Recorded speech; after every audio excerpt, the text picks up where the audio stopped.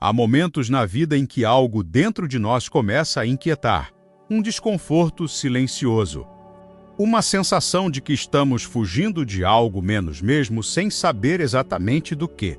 Seguimos nossas rotinas, vestimos nossos papéis sociais, repetimos histórias sobre quem acreditamos ser.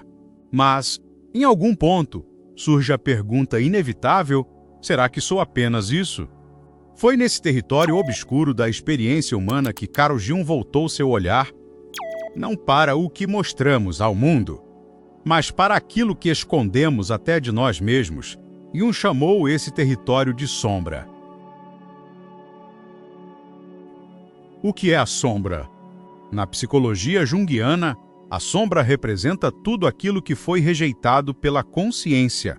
Traços de personalidade, desejos, impulsos, emoções e potenciais que aprendemos a negar, não porque fossem necessariamente ruins, mas porque não eram aceitos.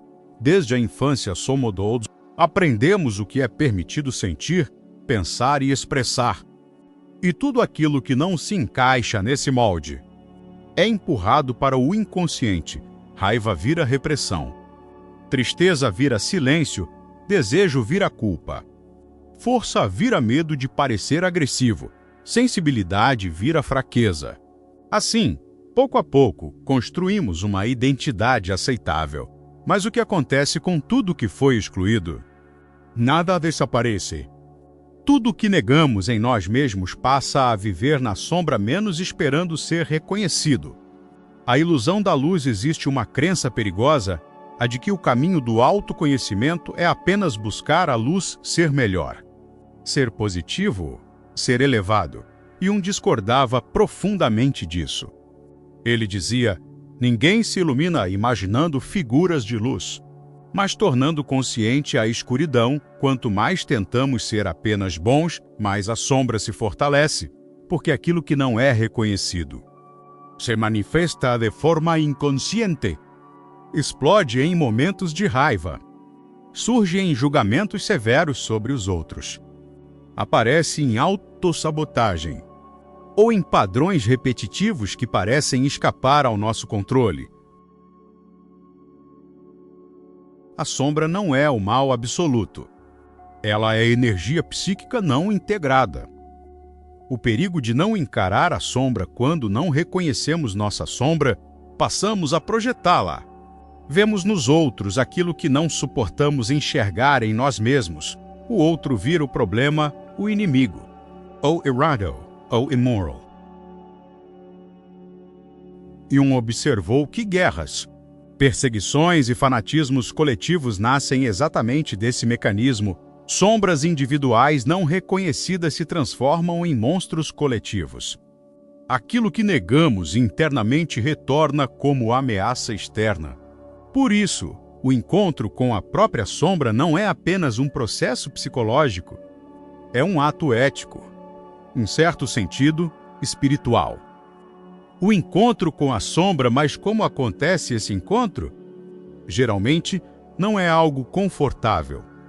Ele surge em crises, fracassos, perdas, conflitos intensos. A sombra se revela quando a máscara cai. Pode ser um colapso emocional, um término doloroso, uma decisão errada, ou aquele momento em que nos reconhecemos fazendo exatamente aquilo que jurávamos jamais fazer. É nesse ponto que surge a escolha fugir ou descer. A descida ao inconsciente, Jung chamava esse processo de individuação, o caminho para se tornar quem realmente se é, e esse caminho não sobe, ele desce. Desce ao inconsciente. Desce às emoções reprimidas. Desce aos medos não confessados. Desce aos desejos não vividos, não para ser dominado por eles, mas para integrá-los. Integrar a sombra não significa agir impulsivamente ou justificar comportamentos destrutivos. Significa assumir responsabilidade por aquilo que somos, inteiros, não fragmentados. Luz e escuridão, a verdadeira maturidade psicológica não nasce da pureza. Nasce do equilíbrio.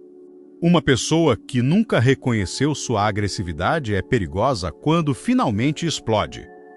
Uma pessoa que nunca reconheceu seu egoísmo vive se anulando menos até adoecer. Uma pessoa que nunca reconheceu sua capacidade de ferir não conhece verdadeiramente sua capacidade de amar. A sombra contém tanto destruição quanto vitalidade. Dentro dela estão nossos limites menos nossa assertividade, menos nossa força primitiva, menos nossa criatividade bruta. Quando integrada, essa energia deixa de nos controlar e passa a nos servir. A sombra e os relacionamentos, grande parte dos conflitos humanos nasce do encontro de sombras não reconhecidas. Aquilo que mais nos irrita no outro costuma ser um espelho. Aquilo que mais idealizamos também. Amoras ensos, admirações cegas, tudo isso revela algo que vive em nós, mas ainda não foi integrado. Relacionamentos se tornam campos de projeção quando não encaramos nossa própria escuridão. O autoconhecimento, então, deixa de ser um luxo filosófico. Ele se torna uma necessidade prática. O medo de olhar para dentro, por que resistimos tanto a esse encontro? Porque olhar para a sombra ameaça a identidade que construímos. Ela questiona nossas narrativas, desmonta nossas justificativas, expõe nossas contradições. Mas Jung nos lembra: aquilo que você nega te submete. Aquilo que você aceita te transforma. A sombra não quer destruição, ela quer reconhecimento. O caminho da integração e integrar a sombra é um processo contínuo. Ele exige honestidade radical, menos coragem emocional, disposição para sentir desconforto e, acima do humildade, não se trata de se culpar, mas de se responsabilizar. Não se trata de se condenar, mas de se conhecer. A sombra não desaparece. Ela se torna consciente. Tornar-se inteiro no fim, o objetivo da filosofia de Jung não é criar pessoas perfeitas, mas pessoas inteiras. Ser inteiro é aceitar que luz e escuridão coexistem, que somos capazes de amar profundamente. Ida Ferrier. De criar e de destruir. A diferença está na consciência.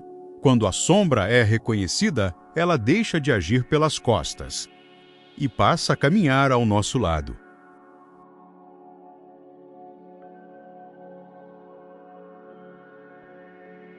Conclusão: o encontro com a própria sombra é um dos atos mais difíceis da jornada humana, mas também um dos mais libertadores. Porque somente quando paramos de fugir de nós mesmos é que começamos, de fato, a viver. Carl Jung não nos convidou a sermos santos. Ele nos convidou a sermos verdadeiros e talvez, no silêncio mais profundo da alma, seja ali menos na escuridão reconhecida menos que a verdadeira luz nasce. Se este conteúdo faz sentido para você, curta e compartilhe com seus amigos que estão precisando ouvir estas palavras. Não se esqueça de se inscrever em nosso canal para aprender mais sobre você e o mundo à sua volta.